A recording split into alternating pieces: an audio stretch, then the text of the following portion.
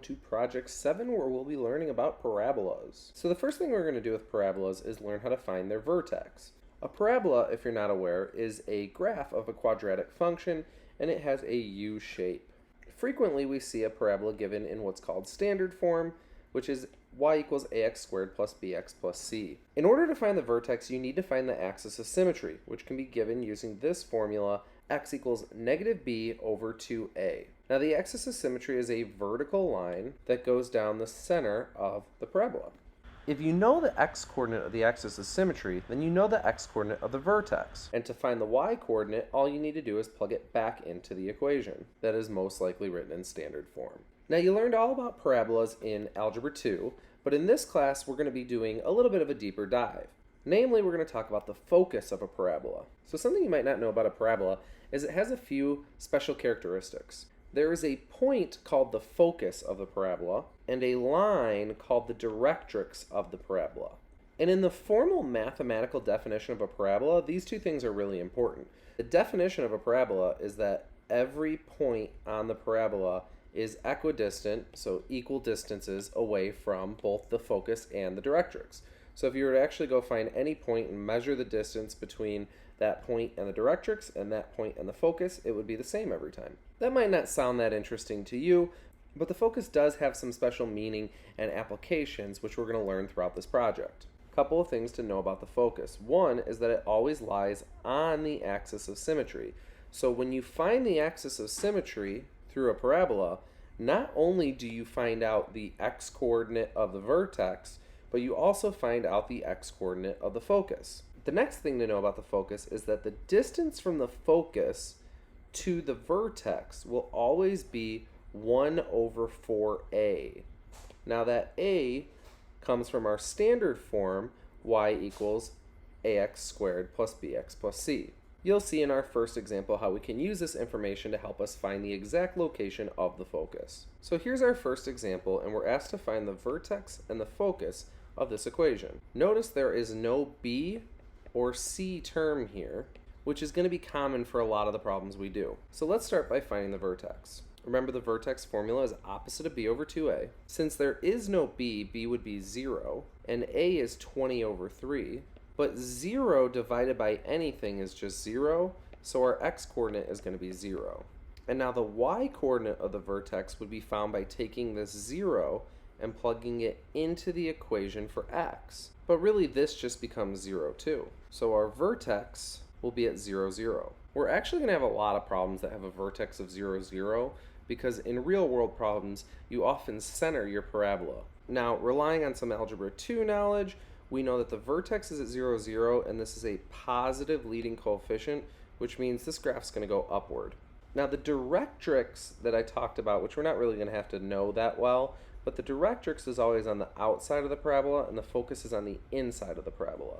So the directrix is somewhere down here, where the focus will be somewhere in here. We already know that our focus will have an x of 0 because that was the x from the vertex, the axis of symmetry. Now the note we're going to have to rely on is this fact that the focus is 1 over 4a units away from the vertex. So we'll write that out. Now a is 20 over 3, so we'll plug that in. And let's keep simplifying that, and that ends up being 3 over 80. Now if we know the focus is somewhere in this range, and its x-coordinate is going to be the same as the vertex, then it's somewhere on this axis. And we know the distance from the vertex is 3 over 80, so it's 3 over 80 above 0, 0, which just means 3 over 80 is the y-coordinate of the focus. This gives us a focus of 0, 3 over 80. And now we know the focus, and we know the vertex, and this problem is over. Now, opposed to standard form, which we said was y equals ax squared plus bx plus c, there's also vertex form. Vertex form is a little bit easier for writing an equation. What you need to know is h, k, which is the coordinates of your vertex. And while x and y here and here will be left alone in the final answer, you can actually plug in for them to be able to solve for a. Now, a still serves as the leading coefficient and still has all the same rules from up above. So now we're going to put everything we've learned together to be able to draw some parabolas with some special information, write the equation for those parabolas, and find their focus. For each of the problems I do here, we're going to assume the vertex is at 0, 0. So let's start by sketching this graph. Now when we're told a parabola is 60 feet wide and 20 feet deep, we're actually being told about a portion of the parabola, because the parabola does extend forever up and down, so we're really just looking at a section of the parabola. The depth goes up and down, so we're looking at a y of 20, a vertex at 0, 0, and we're looking for the entire width of the parabola to be 60 units wide.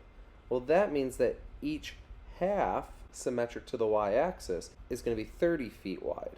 So here is our little section of our parabola. Worth noting is that this allowed us to get an ordered pair of a point besides the vertex, because this point right here is at a x-coordinate of 30 and a y-coordinate of 20. That will come in handy when we're writing the equation. So now to write the equation, we're going to use that vertex form. Because h and k, the vertex, will be at 0, 0, we can get rid of h and k from our formula.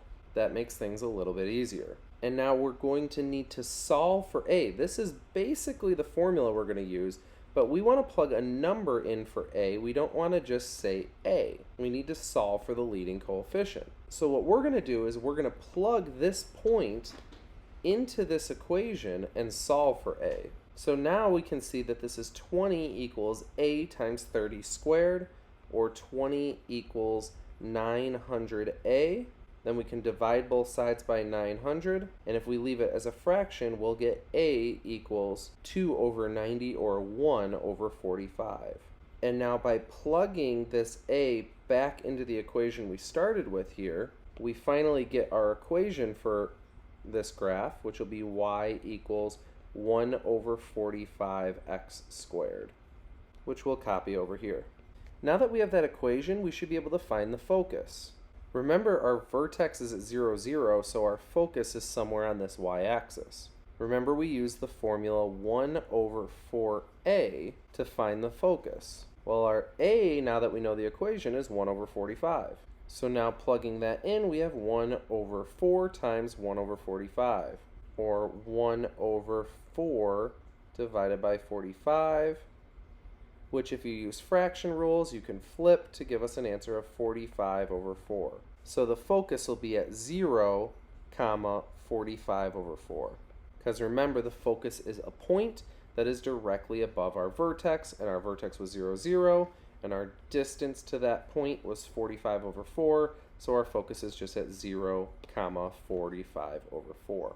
Finally, let's do a similar problem where we're going to have to do a little bit of working backwards. Again, I'll start by graphing. The width this time is 10 millimeters, so we know that's 5 and 5. This time we're told that the focus is 2 millimeters above, so 0, comma 2, and we still need to write our equation. Well, in order to write our equation, we start with vertex form. We know the vertex is 0, 0, so really, again, this is y equals ax squared. But this time we don't know the coordinates of this point because we don't know the depth. So that means we got to find a in a different way. Well, remember the focus is given with the formula 1 over 4a. But this time we actually know that the focus is 2, so we could plug that into the focus formula to get 2 equals 1 over 4a. And then we could cross multiply to get 8a equals 1 and divide both sides by 8 to find out that a equals 1/8. Well, now that I know that, I know my equation because a is the only missing part of that equation. So our equation is y equals 1/8 x squared. They do ask one final question about how deep is this? Well, keep in mind that we just wrote the equation of the parabola. So if you want to know the y, all you need to know is the x that goes with it. Well, this x coordinate is at 5, and it's y that we want to know. So all we need to do is plug 5 into that formula. So y equals 1/8 times 5 squared, or y equals 1/8 times 25, meaning our depth is 25 over 8. Now this problem is talking about a unit of measurement, and we were told that we were talking about millimeters, so this is 25 over 8 millimeters, which you could turn to a decimal if you'd like, but I'll leave everything exact in fractions. In this lesson, we played around a lot with parabolas. In those last two problems, one of the big takeaways I want you to have is that we will need to be able to use the vertex form and the formula for the focus depth in order to find missing pieces of information. While those two problems won't cover everything you might encounter, they give you the basic idea of how you fit the puzzle together to find the missing pieces. If you came away with anything else in this lesson, write it down now. Otherwise, we'll see you next time.